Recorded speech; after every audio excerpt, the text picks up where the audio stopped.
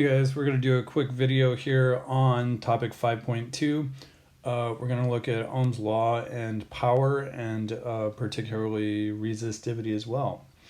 Okay, so in example 5.10, we're given the resistivity of copper and we're asked to calculate the length of a copper wire of diameter 4.00 millimeters that has a resistance of 5 ohms. So we're given a bunch of stuff. And let's take a quick look at it. First, I've identified my variables here. Rho is resistivity, and it's 1.68 times 10 to the negative 8 ohms per meter, or sorry, ohm meters, not the same thing. Okay, length we do not know, so I gave that a question mark. Resistance we do know. Area we don't know, but we do know the radius. Or actually diameter, okay? So area is equal to pi times radius squared, and radius is equal to 1/2 diameter. So we plug that value into our equation, and then we plug our diameter in. Note that I've converted millimeters to meters here. Make sure that you do that as well. And we'll find that our area here is equal to 1.26 times 10 to the negative 5 meters squared.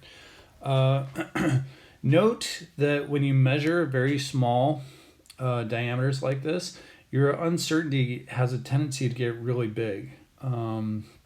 So if you're doing an experiment and you're measuring the diameter of a wire using a micrometer or a caliper, you're going to find that your uncertainty is higher than you usually want it. It's going to produce big error bars. Okay, just be aware.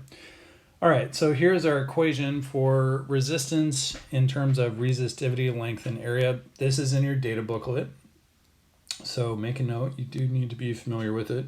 Fortunately, it's quite easy to rearrange the equation for length, and then we just plug in the values that we're given. And we get 3.74 times 10 to the 3 meters. So very, very long. This is almost 4 kilometers of wire. So that tells you a lot about copper.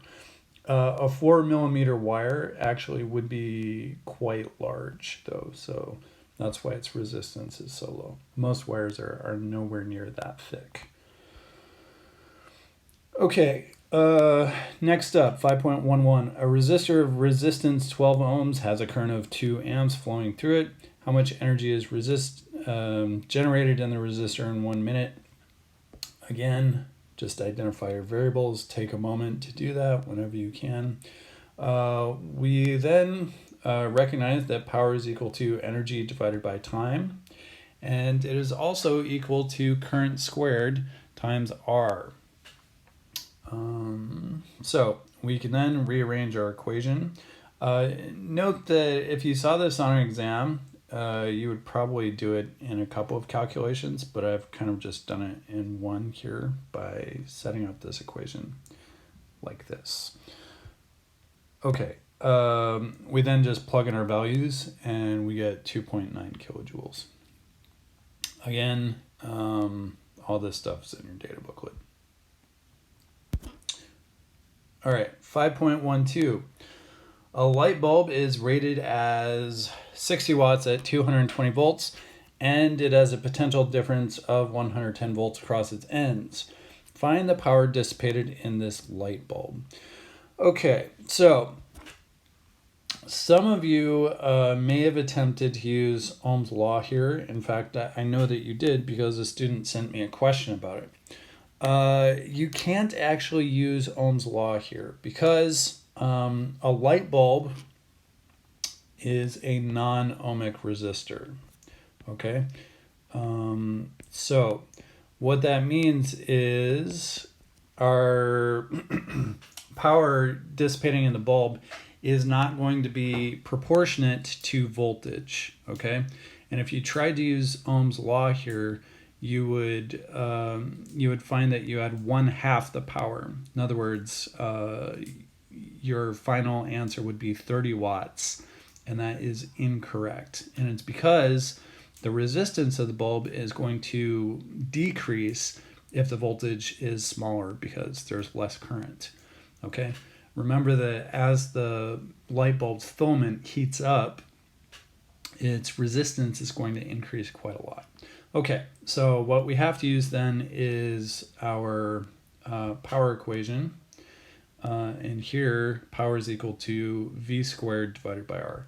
And I believe this is in your data booklet as well. Okay. I did find my resistance first, so this is an important step. Sorry, I skipped that. Okay, so resistance first. Again, equations in your data booklet. Okay, number 39. What voltage is needed to make a current of 560 milliamps pass through a 670 ohm resistor? Very simple question. Make sure that you convert milliamps to amps, as I've done here. If you have questions about conversions, don't hesitate to ask, but my assumption at this stage of the game is that you find these pretty trivial. Hopefully that is the case. All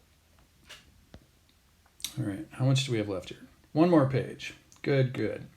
All right, so what is the resistance of a 230 volt domestic water heater if the current through it is 8.4 amps? Again, pretty straightforward.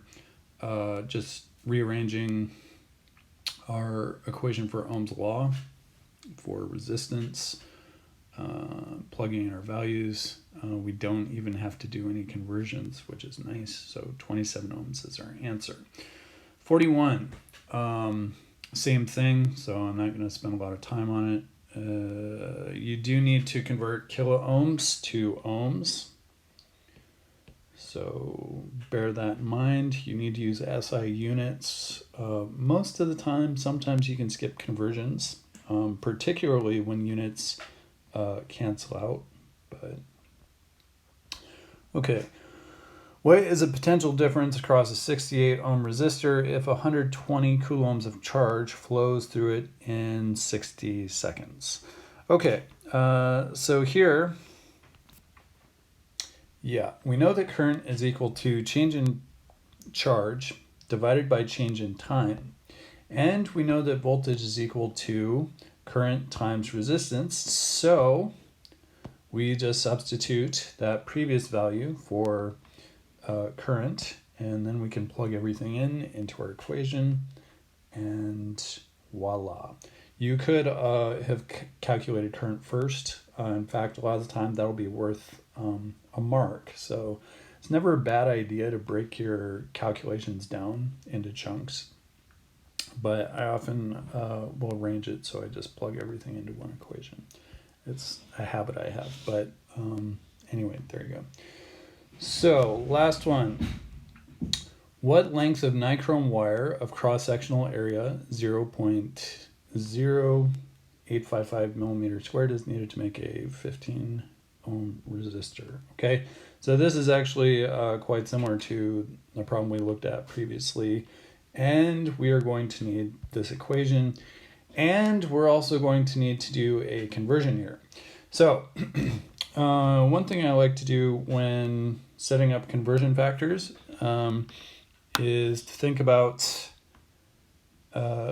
meters in terms of what they would actually represent. So 1 meter squared is equal to 1,000 millimeters times 1,000 millimeters, right? It's equal to 1 meter times 1 meter. So 1 meter is 1,000 millimeters, so it's fairly straightforward. And if you think of your conversions in these terms, you'll never get messed up when you're converting to square meters or cubic meters or whatever. You just plug in the value and multiply as needed. Okay, so it's a handy way to do this. You don't have to look it up. You can just calculate it very quickly.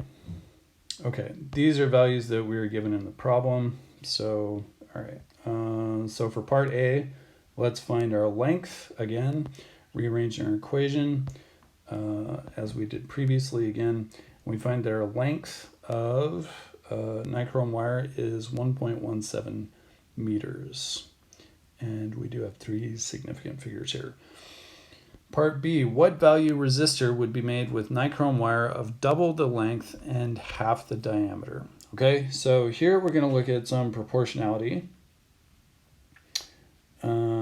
It's usually the fastest way to solve problems like this. So we're doubling the length, half the diameter, but a lot of this stuff is going to remain constant. So first we need to think about area in terms of diameter, as we did previously as well. And the next thing we need to recognize then is that resistance is proportionate to length divided by area, and area is proportionate to diameter squared. Okay, so what that means then is that we can plug that proportionality in. So the resistance is now proportionate to length divided by diameter squared. So all we did here is substitute area for diameter squared. So this is a little trick that you can do with proportionalities, and if you'd like a further explanation of that, don't hesitate to ask. But yeah, we've just substituted area for the thing that it is proportionate to diameter squared. Okay, once we know that, then we can set up our proportionality like so. So what we find then is that our initial values, our initial resistance times diameter squared divided by initial length will be equal to our final resistance times final diameter squared divided by length, final length. Okay, and once we've done that, then we can solve for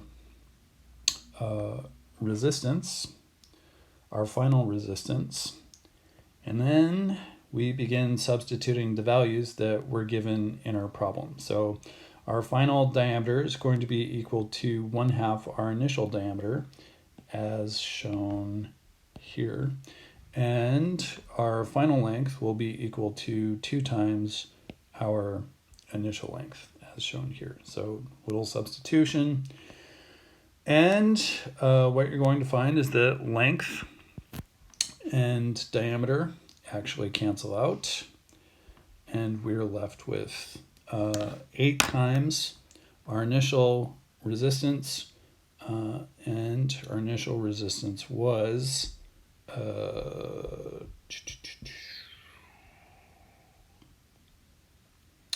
I'm actually not sure.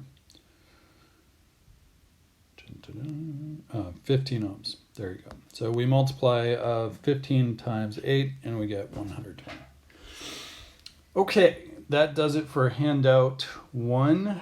Please let me know if you have any questions.